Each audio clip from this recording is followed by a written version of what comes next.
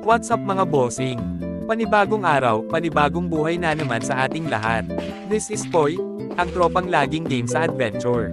At today mga bossing, may bagong kaganapan na naman dito sa Minecraft world natin.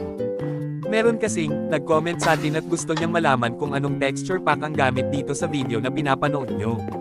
Kaya kung ready ka na sa saya, hawakan mo na yung cellphone mo at samahan mo na si Poy sa isang solid na Minecraft adventure. Tara na, let's go! Una sa lahat, tingnan mo tong mga blocks. Flat, smooth. Parang nilinisan ang buong Minecraft world gamit ang Wallis Tingting ng graphics. Walang sagabal, walang sobra. Simple. Pero angas. Tapos yung mobs. Si Creeper, si Zombie. Parang bumisita sa cartoon world. Cute tignan, oo. Pero wag kang kakampan, bossing.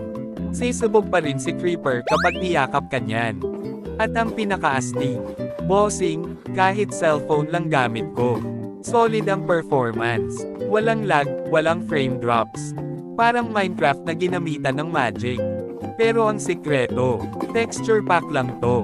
Walang shader, walang mod. Swak na swak to para sa mga mobile players tulad natin. Mga builder, chill survival boys. Kahit mga content creator. Kung gusto mong maging presentable ang clips mo, ito ang dapat mong gamitin. Mas malinaw ang ores, mas fresco sa mata ang inventory.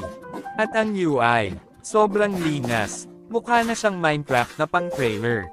Kaya ngayon bossing, eto na ang sagot sa tanong mo. Ang pangalan ng texture pack na yan ay Bare Bones. Yes bossing, Bare Bones texture pack. Minimalist pero premium ang dating. At ang maganda dito, compatible sa cellphone mo. Kahit hindi flagship phone, kayang-kaya.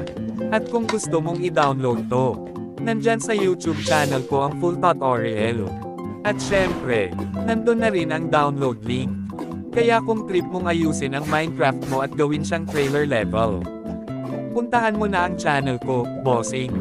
Ako si Poy, para sa Minecraft sa cellphone na hindi basta-basta. Salamat sa panunood. Sana may natutunan kayo. Huwag kalimutang i-like, i-follow, at i-share kung nagustuhan nyo ang video.